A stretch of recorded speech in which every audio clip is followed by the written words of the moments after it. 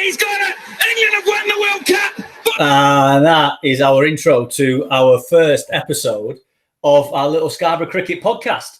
So I'm hosting today. My name's Joe Davies. I'm Scarborough self-appointed fielding expert.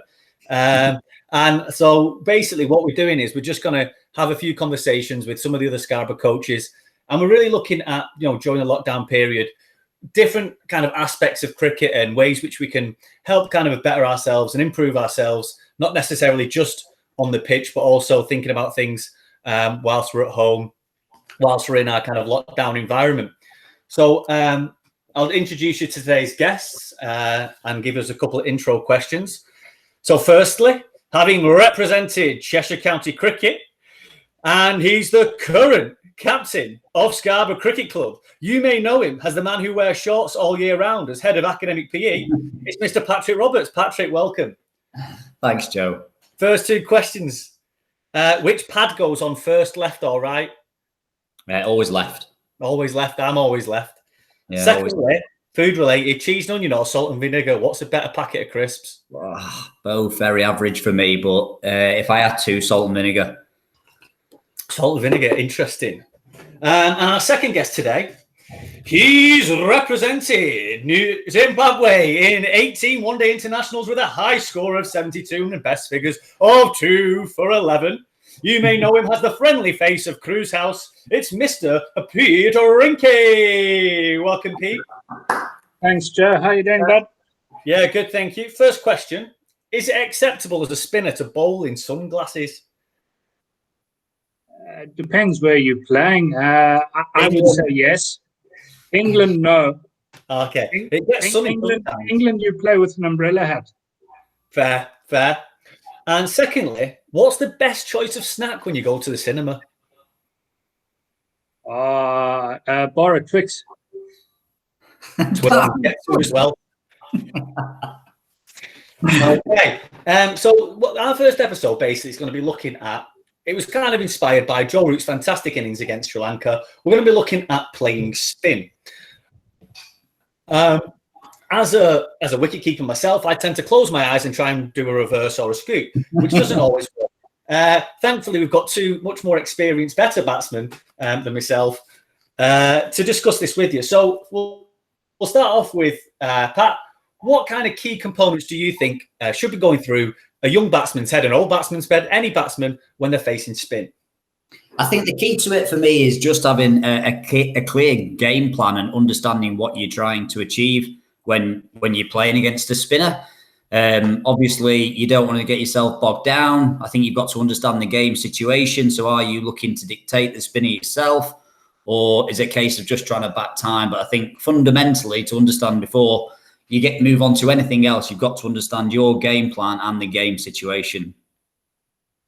Okay, excellent. Thank you. And Pete, what would you suggest, obviously, in different game situations? How would you then approach? I mean, I'm sure you've faced some very talented spinners throughout your career. How would you then approach to going about your necessarily scoring runs, where your areas are, etc.? Depending, there are a lot of different elements that you've got to take into consideration. Obviously, there's the pitch, the game situation, but everything tends to come back down to what Pat's saying, is having a key game plan and a strategy to exactly what you're doing. So, for example, if a situation's arisen where you're under pressure and a bowler's just taken 2 quick wickets and the field is in, for example, you coming in as a batsman, it's very difficult to rotate the strike. So my early suggestion would be, how do you manipulate the field to make batting easier for yourself? So off the top of my head, I'm going to say I'm going to hit the ball over the top straight away. Hopefully the captain sees there's a confident stroke, drops the field out. All of a sudden, my options for rotating the strike are a lot easier, and then batting becomes simpler for me to bat. So it's about controlling the game. And I've always had a theory, although it may not have always been successful, but I always had a theory that I'd never let a spinner bowl to me. I would never let him have the upper hand. So I would play my game plan. My strategy is always to be on top of a spin bowler. I think that's... Yeah. Oh, go on. Sorry, go on. I was going to say, just the thing that you said there, Pete, that's really stands out for me is just sometimes it is going to go wrong, but the fact that you had a theory and something to go back to, that means that when it does go wrong, you've got something to go back to that you can go and reassess. But the problem is when you don't have that theory, you don't have that game plan, and then you get out, you're left wondering a little bit as to why that happened, rather than knowing and understanding the reasons as to why you did a certain thing in a particular occasion. Yeah, there's this old adage that from a coaching perspective, if a player walks out after getting out and you ask him, why did you play that shot? And he says, I don't know. You fuming as a coach. But then if a player comes out and says, sir, this was my plan, but my execution was wrong, you can't argue with that as a coach, because it's now between you as a coach and the player is now to get him to a skill set level where he can execute his game plan accordingly.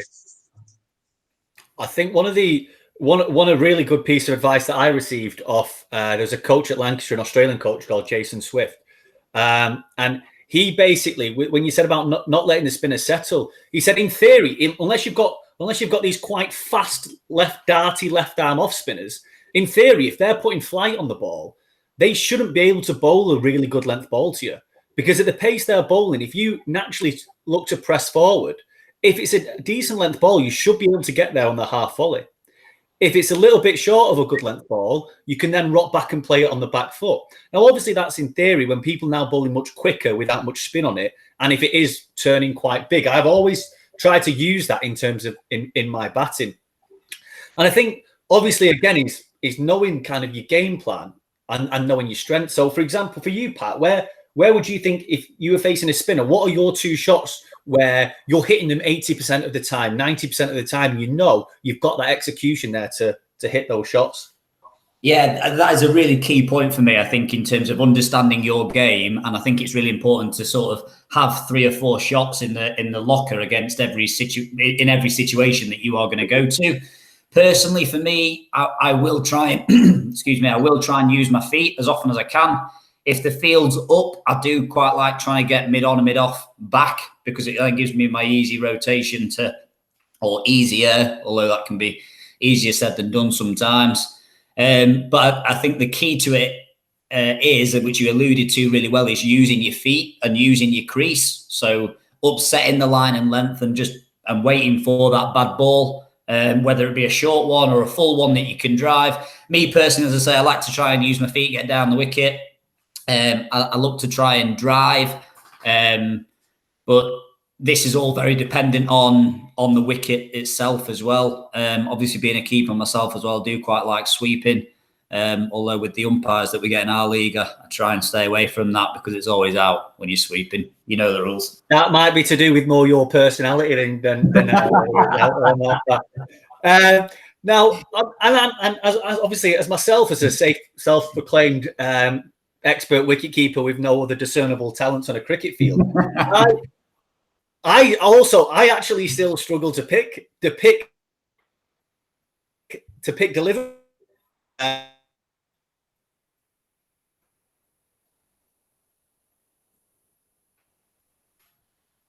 You've just dipped out there, Joe, I think.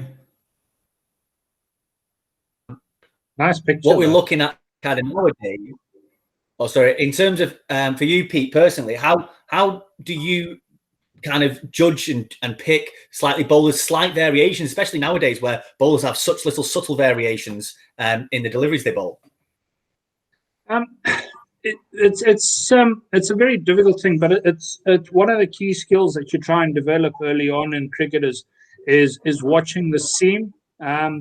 So with both of you being keepers, obviously you guys are probably better equipped to answer the question. But the one thing that I was always told to try and pick slightly better variations was watching the rotations of the seam. So that is the one way of being able to see whether the ball is turning either in or out.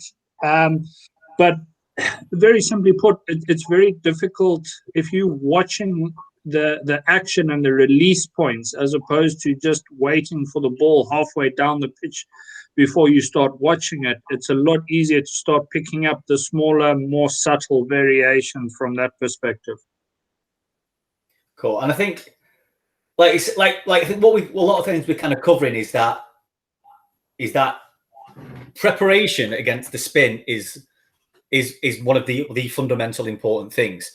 Knowing before you go out there, even before you turn up on the day, what your kind of key strengths are. And that's when we're looking at training with a purpose. And we don't just train, we don't just face the spinners to see how far we can hit them over the head in the nets. We come in with our specific game plans. And even then, those game plans they're not set in stone, and they adapt and they evolve dependent on, as you were talking about, the conditions you are facing, the field that comes in when the field positioning when you come out to bat kind of dictates that. And so I think that kind of flexibility and adaptability, especially during periods in those middle overs where spinners will bowl, become really important. And it's developing that sense of self and sense of awareness in your own game. And when we're looking at developing these skills and practicing, we'll just look at, especially for some of the people in our own cricket academy, let's start off with Pete. What specific kind of drills that would you carry out with the people you are coaching, or you can maybe do on yourself, which will help you when coming facing spin? So one simple thing is obviously being able to, when we're talking about using our feet, sweeping the ball, or different shots where we use to get the upper hand on a spinner especially, is picking the line and length really early. So there's one drill that's very simple when you're working with a coach or just a mate throwing balls at you, is playing against a spinner, playing set shots against a spinner off 10 yards as opposed to the 22 yards.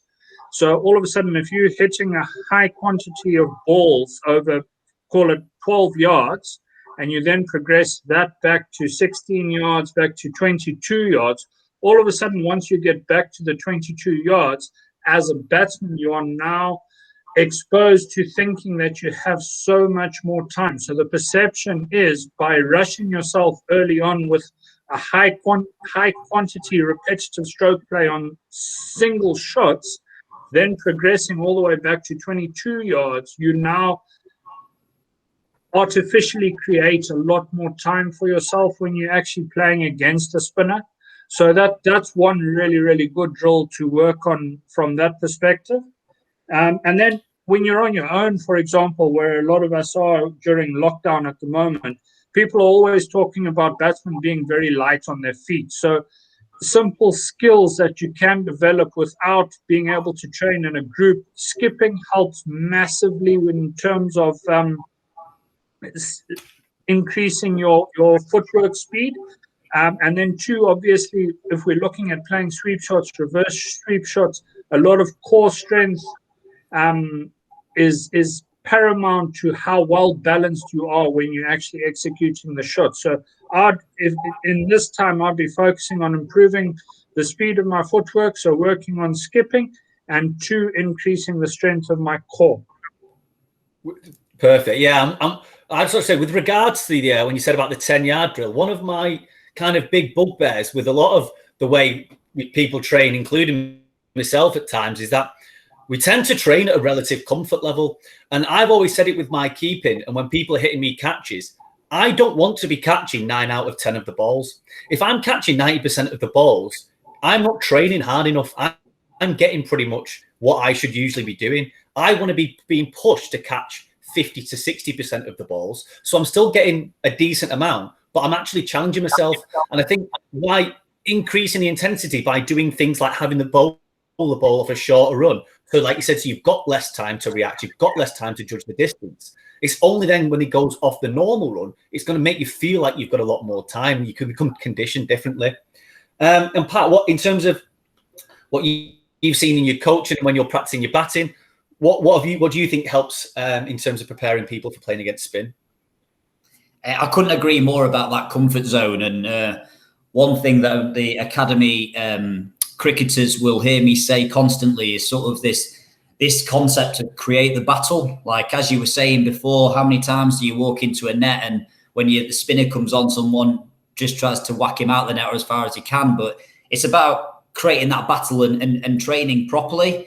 And I think it's important to understand that you're not going to be the best driver against a spinner. You're not going to be the best sweeper necessarily. You're not going to be able to hit spinners for 6 every ball. But what is important is understanding what are your options when that spinner comes on and what is going to be your go-to shot. So you should perhaps only have 3, maybe 2, 3, 4 shots, 3 probably ideally, that are your go-to shots. And then maybe, okay, when you're under the pump, you've maybe faced too many dot balls, or you're struggling to rotate the strike, or whatever it may be. What is going to be your get-out shot? Okay, which is a little bit more high risk per se, but it's obviously the risk that you need to take given that game situation. I wouldn't underestimate the value in just hitting. I know people say like quality, and yeah, it is about quality. But the hitting tennis balls and quantity of tennis balls and actually practicing different options, I think that's really, really important. It's often forgotten sometimes. And I think when we said as well with things like the hitting and having that intent and that purpose, and like even those things like, you know, putting gates in there as like cone gates of where your singles would be to create that pressure of, right, I need to rotate the strike, I need to get off strike. Because I mean, as Piet said, there's nothing, you know, if you're bogged down when you're first in early and a spinner's in a rhythm and the fielder around you, it can be a pretty intimidating place to come back.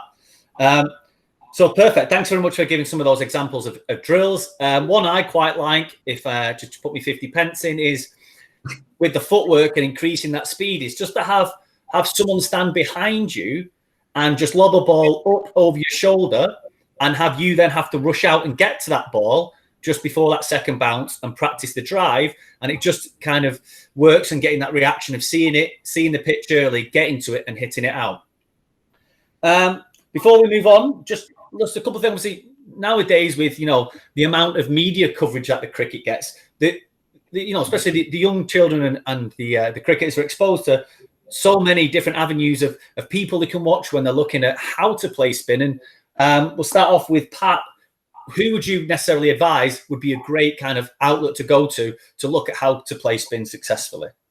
I think you hit the nail on the head when you introduced the podcast with Joe Root. The way Joe Root batted in Sri Lanka recently just highlighted how to play spin perfectly for me, in terms of he stuck to his shot. He obviously looked to have a clear game plan in terms of sweeping early. He stuck to that.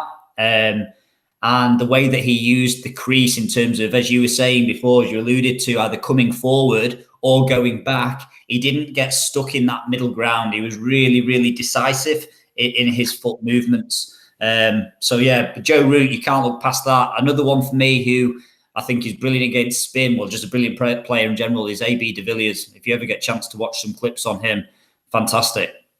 Perfect. And for yourself, Pete? Yeah, obviously I'm from a slightly different generation than the two of you. Hey, come on, none of that now. But very simply, so the examples that I've brought up, because obviously left-handers and right-handers both play spin very, very differently. So there's a Zimbabwean that's spoken a lot about, who was phenomenal about playing against spin, and he was a firm believer of sweeping, by the name of Andy Flower. He was a great player of how to play spin in very difficult situations, but obviously not trying to promote Zimbabwean cricketers. The two left-handers that I'd love to, some of the lefties to watch, number one, especially for footwork, was Brian Lara, the way that he was able to use his feet against the spinners. And then the second left-hander is Kumar Sangakkara, who was a wicketkeeper, who was just unbelievable at manipulating the field in order to make batting look really easy. And then when we come towards the right-handers, now this is completely from left field, but if anyone gets an opportunity to watch a little bit of test match batting by VVS Laxman against Shane Warne, that is a pure example of someone that is a bit more limited in the amount of different shots that he could play, but having a very clear set game plan. I think he scored 150 odd in Adelaide the one time against Shane Warne, where the ball was ragging and bouncing, and they just couldn't get him out. He was a phenomenal exponent of having a game plan, sticking to it all the way through his innings. And then someone that was really good on his feet and also used the sweep a little bit but more so he manipulated the field by moving his feet a lot more, was the Australian Michael Clark, who was very good against the spin bowlers. Nice. So those are the four that I'd recommend guys get to watch a little bit. And I think, yeah, and the key bit here is the variety, and because I'm not going to spend, we'd spend forever talking about the different situations, and but again, we're highlighting that adaptability. So is it if a left armer's not turning it much but dialing it in, compared to a right arm leggy who's floating it up and spinning it a lot with the potential googly, the game plans differ and the strategies differ, and where you can score depending on what pace is on the ball, where the field is differ. And it's just developing that kind of an appreciation by looking at a wide range of situations and visualizing yourself in a wide range of situations as well. Just on that point, Joe, if you don't mind me adding this, I know we've spoken a lot about sort of having your own game plan and understanding that. I think it's also one thing I tried to work out quite early on is try and understand the bowler's game plan. How is, as you were sort of suggesting there, like, how is this bowler trying to get me out? Because at the end of the day, yes, cricket is a team sport, but in that moment when you're batting against the spinner, it's very much a one-on-one battle. Okay, so and it's how you overcome that, I think, and understanding how they're trying to get you out, what their game plan is versus your own game plan, and how that changes depending on the things that you suggested there. But yeah, I think that's a really important concept. 100%, and I think the people are bowling at me, their game plan was just give it time and it'll do something. Right, so just a little segment to finish, because we've done about nearly over 20 minutes now, and we don't want to spend too much of your time, is that I've asked both of our esteemed guests, and I've done my own list of the top 3 fielding positions by pure levels of good chat and good, as you'd say, banter. Now, obviously, very subjective, and it depends on who we've played with in the past. I'm going to put number 1 out there to see whether you agree. I've put number 1 as second slip. Pat? I like a first slip, I'll be honest. Pete, what have you gone with? But so, obviously, I'm not a keeper, so the two of you get the great opportunity of having a lot of banter, but I like the silly mid-on, silly mid-off, so the real stupid people that wear the helmets very close to the batsman, those are those that generally have the daftest comments that come out of the sun. I guess there must be a correlation between your willingness to go in there, your inexperience in the team, and therefore a need to prove yourself to the other batsmen. Now, why I didn't go first slip, Pat, is I think first slip's designated towards your opening batsman, and I don't think the opening batsmen are sometimes the best people to be around. Yeah, well, if I see second slip, I see someone like Freddie Flintoff stood there with his hands in his pockets, chuckling away. I do. The reason I went with first slip is because usually they're often just a touch behind us, and obviously they can say things as the bowler's running in that they can see you chuckling away, but obviously you can't see them. And I do enjoy that aspect of God knows what he's doing behind me. Number 2 then. So we've had 3 different answers for that, but we're around the batsman, aren't we? That's the key bit. Now we're either silly mid on, silly mid off, silly point, or we're looking at first and second slip. Pete, number 2. Who did you go with number 2? Well, I go at number 2 with a very angry bowler that's walking back to find leg. That is, I mean, we're talking like the Andre Nell kind of. You can see the fume coming off the head. Yeah, you definitely get a larger array of vocabulary being used by a gentleman when he's walking back to find leg after a 6-ball over that hasn't gone very well. And the best is when the captain says, "Hey, Bud Rings, have a blow there for me. Thanks, Bud. Well bowled." You definitely get some very, very good banter, and it's that banter which you don't want to be around, but you just laugh at it in any case. You definitely want to wait till they've got closer to the boundary than the wickets before you tell them to have a blow, I reckon. Oh, definitely. But and this is advice to any captain going out there: don't tell a bowler straight after he's bowled the 6th ball that he's finished. Wait until at least 1 or 2 in the next over have gone, and then you say, "Okay, now have a blow. I've got another plan." But the hidden nuances of leadership. Correct. Where have you gone for number 2? Just on that, I like to get it done early. You need to give that bowler the full 6 balls to calm down, in my experience. Blaster off quick. Yeah. As soon as sometimes I do it as it's coming down. That's the 6 balls coming down. Oh, we say, have a rest there, mate. Sorry. Oh, lucky. The only one that gets better for me, though, is, sending him down to fine leg. But then sometimes, obviously, because then he's not bowling the next over, you have to send him back down to fine leg again. And I always think that's brilliant. It's like a double whammy. You'd be a fast bowler, eh? Me if I was going to be. Pat, number 2? Number 2, I quite like a mid-off or a mid-on. Usually when there's no cover, so that when the ball gets to first slip, he just throws some absolute bombs up for your mid-off to catch. And he just gets peppered having to catch the ball all day. Also, he has to put up with a lot of grumpy bowlers who, bloody hell, why didn't you catch that? Or whatever it might be. Bad decisions. But, yeah, poor blokes, mid-off, mid-on. Ideally, what you want is you want a cold day where your second slip's got a monster arm and can just fire it straight up. I do enjoy that, yeah. This is where I've got biased here, because I've gone keeper, me, because I think now the keeper's a difficult one, because if you can get a good keeper and he can have a good level of banter with a good slips, then it can make a day. But keepers can be a bit hit and miss, because sometimes they're there because they are a bit. They're a bit of a different breed, and some of the stuff you come out with, you don't want to be around. You're almost a bit awkward that they've said that to someone when you're stood there thinking that's not funny or smart. Do you know what I mean? But so I did a bit of bias picking for there. Number 3, Pat. Number 3. You start us off with number 3. What did you go with? Number 3. I'm going to go a sweeper.